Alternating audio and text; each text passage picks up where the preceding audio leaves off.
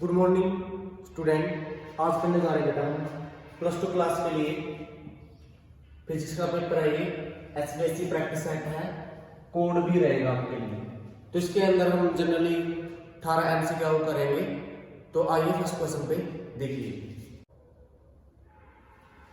First question देखिए बेटा, क्या कह रहा है वो, CGS unit of electric charge is. CGS से पूछा उसने, ऐसा यूनिट में नहीं है, ठीक है, क्योंकि ऐसा यूनिट ये हो जाती, तो इसका आंसर क्या हो जाएगा बेटा, इसका हो जाएगा डी। ठीक है, नेक्स्ट पे चलते हैं। क्वेश्चन नंबर 2 करने जा रहे हैं बेटा। इसके अंदर देखिए, एक thin convex lens, focal length क्या है बेटा इसकी 30 है, ठीक है, इसको हम f1 मान लेते हैं। ठीक है, ये प्लस की होगी, क्यों, क्योंकि आपका कन्वेक्स लेंस है। इस प्लेस इसके कांटेक्ट में है with a thin concave lens, focal length क्या है बेटा 20 है। ये माइनस की होगी, क्यों होगी, क्योंकि हम क्या ले रहे हैं इसके अंदर कनकेव लेंस ले रहे हैं। इसको कंबाइन करना है, तो कंबाइन का फॉर्मूला ये हो जाएगा 1/f = f1 और 1 + f2। अब आपको पता ही है क्या हो जाएगी, f1 क्या आपका 30 है और f2 आपका माइनस लेना पड़ेगा क्योंकि आपने कनकेव लिया है, तो कितना हो जाएगा 20। तो इसका एलसीएम क्या ले लिया आपने 60 ले लिया। तो 30 60 में काटेगा तो कितने में काटेगा, 2 पे काट देगा, तो 2 ऊपर आ जाएगा, 2 मल्टीप्लाई 1 के साथ करोगे, फिर 20 60 में काटेगा कितने में काट देगा, 3 पे काट देगा, तो 3 मल्टीप्लाई 1 के साथ करोगे तो आपका क्या आ जाएगा, माइनस का 1/60 आ जाएगा। तो इस साइड से f क्या आ गया आपका माइनस का 60। ठीक है, तो ये आंसर कहां दिया है आपको, ये। ठीक है, तो जो क्वेश्चन नंबर 2 है उसका आंसर बी हो जाएगा, माइनस के 60 सेंटीमीटर। क्वेश्चन नंबर हम 3 पे जा रहे हैं। तो ये देखिए, लाइट ऑफ वेवलेंथ कितनी देर बेटा 6000 angstrom fall on plane reflecting surface. किस पे, रिफ्लेक्टिंग सरफेस पे डालेंगे। द रिफ्लेक्टिंग वेवलेंथ क्या रहेगी बेटा, सेम ही रहेगी। क्यों रहेगी, क्योंकि हम कैसा सरफेस ले रहे हैं, रिफ्लेक्टिंग सरफेस ले रहे हैं। तो इसका आंसर क्या हो जाएगा, ए हो जाएगा।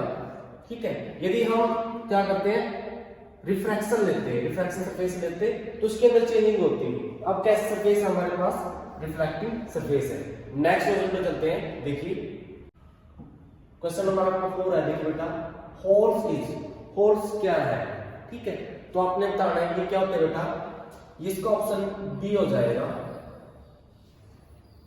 A vacancy created when any electron leave on a covalent bond।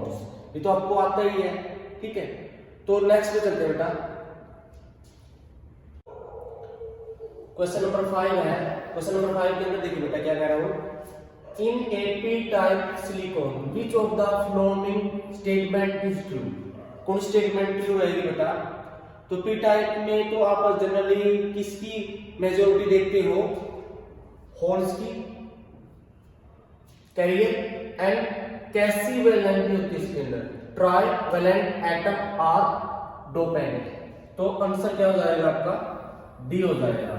ठीक है, यदि वो पूछता एन टाइप में, तो एन टाइप में क्या हो जाती है बेटा, इलेक्ट्रॉन मेजॉरिटी होती। ठीक है, और कैसी होती वो पेंटावैलेंट होती। लेकिन आपने किससे पूछा, उसने पी टाइप में। पी टाइप में क्या होती है बेटा, holes are majority, carrier and trivalent atom are the dopant. तो आपका क्वेश्चन नंबर 5 का आंसर डी हो जाएगा। नेक्स्ट पे चलते हैं बेटा, क्वेश्चन नंबर 6 पे। देखिए ये बिल्कुल आसान है। टेकिंग बोर रेडियस, ये दी उसने 53 pm the radius of lithium. ठीक है, and is ground state on the basis of Bohr model will about. ठीक है, तो ये बतानी है क्योंकि टेकिंग बोहर रेडियस तो ये ले लिया आपने, द रेडियस ऑफ लिथियम की बतानी है। ठीक है, तो इसका जनरली फॉर्मूला होता है बेटा निकालने के लिए, ग्राउंड स्टेट के लिए, वो होता है R/O/Z। RO क्या है यहाँ पर, बोहर रेडियस है जो 53 है, और Z जिस भी आप एलिमेंट की निकाल रहे हो, लिथियम है, लिथियम का एटॉमिक नंबर क्या होता है बेटा 3 होता है, तो इसको 3 से डिवाइड दे दो, तो 3 से करोगे आप 3 1 3, तो क्या हो जाएगा लगभग ये 7.6 आ जाएगा ये। इसको हम समथिंग में पॉइंट क्या लिख सकते हैं, इसको 18 आंसर आ जाएगा इसका। तो ये कहाँ दिखाई दे रहा है आपको, ये। तो ये इसका क्या हो जाएगा आंसर, सी हो जाएगा। ठीक है,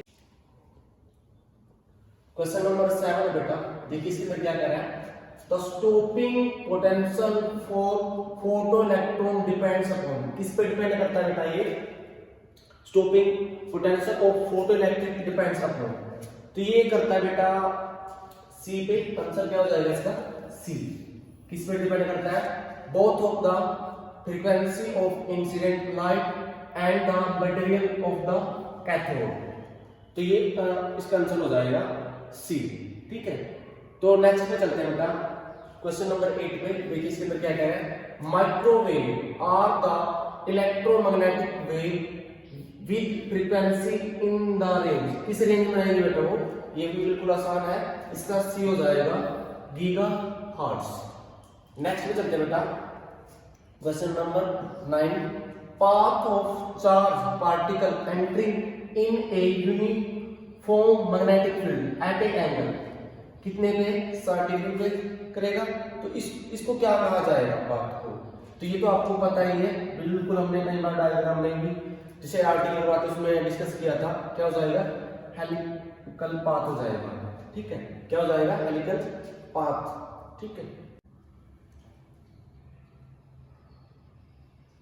क्वेश्चन नंबर आपका 10 है, तो देखिए इसके अंदर क्या बेटा, a beam of electron and proton move parallel to each other in a same direction, then they, वो क्या कह रहा है बेटा, a beam of electron and proton move parallel to each other, electron और प्रोटॉन पैरेलली जा रहे हैं, ठीक है, सेम डायरेक्शन में, देन दे, तो क्या करेंगे बेटा, वो रिपेल करेंगे, क्या करेंगे बेटा, रिपेल करेंगे। ठीक है, क्योंकि उनके बीच में जो डायरेक्शन है करंट की वो अपोजिट डायरेक्शन होने के कारण वो क्या करेंगे बेटा, रिपेल ईच अदर, तो आंसर क्या हो जाएगा इसका, बी हो जाएगा। नेक्स्ट में चलते हैं बेटा 11, तो देखिए इसके अंदर क्या कह रहा है, इन द सर्किट, सो ये जो सर्किट दिखाई दे रहा है, the potential difference between x and y will be, क्या होगा यहाँ पर पोटेंशियल क्या होगा, तो आपको ये दिखाई दे रहा है साफ, ये ओपन सर्किट है बेटा इसके अंदर। ठीक है, तो इसके अंदर V और W E, सॉरी क्या है ये, V और E, W में गलत बोल गया ना, तो V और is equal to E same रहते हैं, तो इसके अंदर भी कितना रहेगा, 120 ही रहेगा, ये कितना रहेगा बेटा, 120 ही रहेगा x और y के बीच में भी। ठीक है, बोले ना, in the circuit show in a figure the potential difference between x y will be, तो आंसर क्या हो जाएगा, डी। क्यों है, ये ओपन सर्किट है। ठीक है, और इसके अंदर v is equal to e रहता है। नेक्स्ट पे चलते हैं बेटा, क्वेश्चन नंबर आपका 12 है, इसके अंदर देखिए बेटा, a wire resistance r is stretch, ठीक है, ए वायर रेजिस्टेंस r है, stretch to twice its original length, उसकी ओरिजिनल लेंथ को ट्वाइस यानी दुगना खींचा गया है, इट्स न्यू रेजिस्टेंस, इसकी न्यू रेजिस्टेंस क्या होगी। ठीक है, तो आपको पता है जब किसी और वायर को स्ट्रेच करते हैं उसकी जो वॉल्यूम होती है वो सेम रहती है। ठीक है, क्या रहती है बेटा, वॉल्यूम सेम रहती है। ठीक है, जैसे हमने पहले ये स्टार्टिंग की फर्स्ट की ये ले ली, और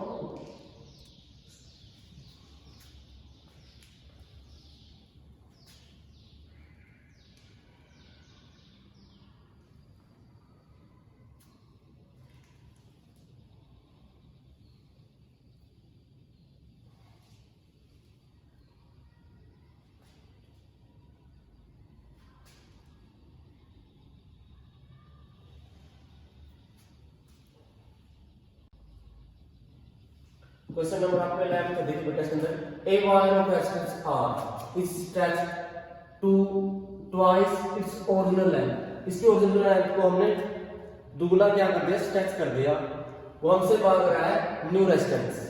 तो हमें पता है जब किसी वायर को हम लेंथ को स्ट्रेच करते हैं, ठीक है, तो स्ट्रेचिंग करते हैं तो उसके अंदर जो उसकी वॉल्यूम रहती है सेम रहती है। तो पहले हमने फर्स्ट टाइम वॉल्यूम और स्ट्रेचिंग करने के बाद फाइनल वॉल्यूम सेम रहती है। तो जब इसको वॉल्यूम का फॉर्मूला बोलते हैं तो क्या आएगा, लेंथ और एरिया, क्योंकि वॉल्यूम बनता है किससे, लेंथ मल्टीप्लाई एरिया। तो यहाँ पर इसके देते हैं एल डैश और ए डैश जो स्ट्रेचिंग करने के बाद आएंगे। क्लियर। अब देखिए बेटा हमने क्या करना है, यहाँ तक बातें ठीक आ रही है आपको समझ में। तो अब हमने जो लेंथ को एल डैश को कितना कर दिया, 2l कर दिया, ठीक है। यहाँ से l से l कटा, तो यहाँ से इस 2 को नीचे ले जाता हूँ मैं, तो मेरे पास एरिया ए डैश कितना है, a बाई 2 है। अब देखिए बेटा हम पहले जो हमारी फर्स्ट रेजिस्टेंस थी वो क्या थी, R equal to row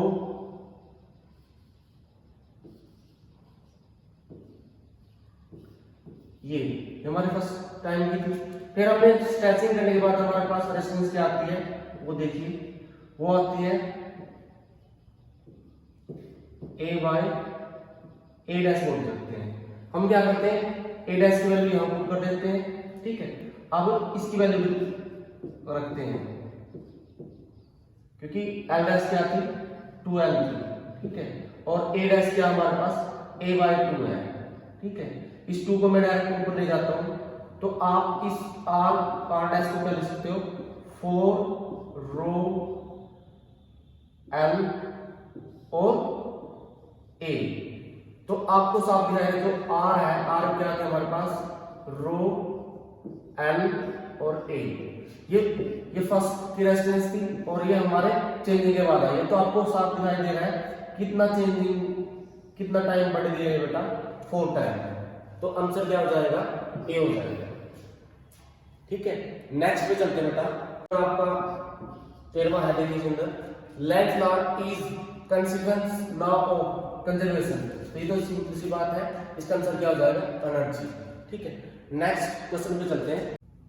question number आपका 14वां है, देखिए इसके अंदर क्या कह रहा है, for high frequency capacitor offer.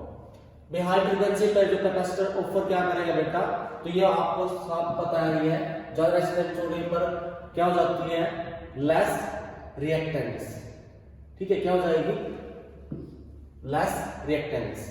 अब क्वेश्चन नंबर जो हमारे 15 से लेकर 18 है, उसके अंदर 2 स्टेटमेंट दी जाती है, स्टेटमेंट ए और स्टेटमेंट बी, जिसको ए को बोला जाता है एसएस और आर वाले को रीजन, ठीक है। उन दोनों को देखना होता है, फिर हमने डिसाइड करना होता है कि क्या ये दोनों स्टेटमेंट, ए ऑप्शन होता है जिसमें दोनों स्टेटमेंट ठीक होती हैं और आर है जो ए को अच्छी तरह से एक्सप्लेन करता है, बी ऑप्शन होता है बोथ ए आर ट्रू है बट आर ए को अच्छी तरह से एक्सप्लेन नहीं कर पाता, सी क्या होती है, ए तो ट्रू होता है बट आर इज फॉल्स होता है, और डी ए इज फॉल्स और but R is also false, दोनों ही इसके अंदर।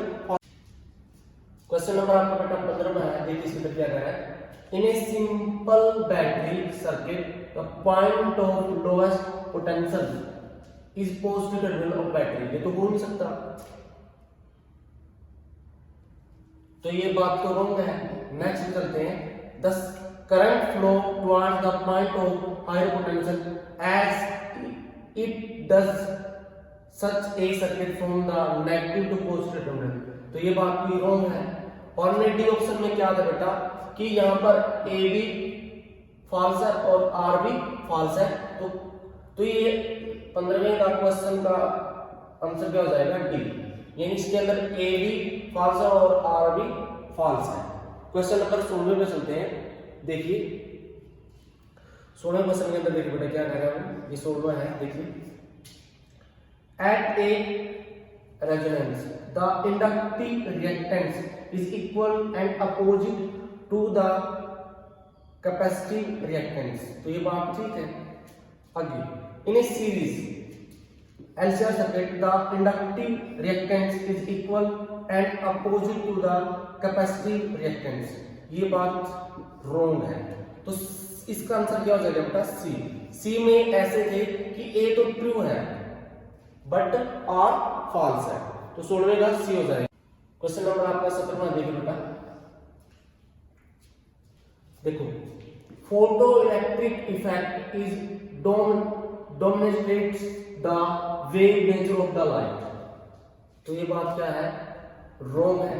नेक्स्ट चलते हैं, the number of photo electron is proportional to the frequency of light. ये भी रॉन्ग दिखाई दे रही है, ठीक है। तो इसका आंसर क्या हो जाएगा, डी।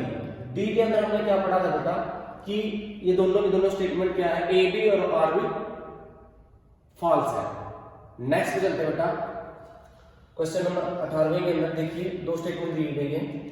तो देखिए Balmer series lie in the visual regions of electromagnetic spectrum. ये बात ठीक है। अगले हम देखते हैं, Balmer means visual, hence series lie in the visual region. ये बात रॉन्ग है। तो इसका आंसर क्या हो जाएगा, सी हो जाएगा। सी के अंदर क्या था बेटा कि ए तो ट्रू है बट आर क्या हमारा फॉल्स है। तो इस तरह से हमने 18 एमसीक्यू कर लिए हैं। तो आपने इनकी बार बार प्रैक्टिस करनी है ताकि आप आपके बोर्ड के एग्जाम में अच्छी तरह से प्रिपरेशन कर सके। और इसकी जो पेपर की पीडीएफ है आपको डिस्क्रिप्शन में मिल जाएगी।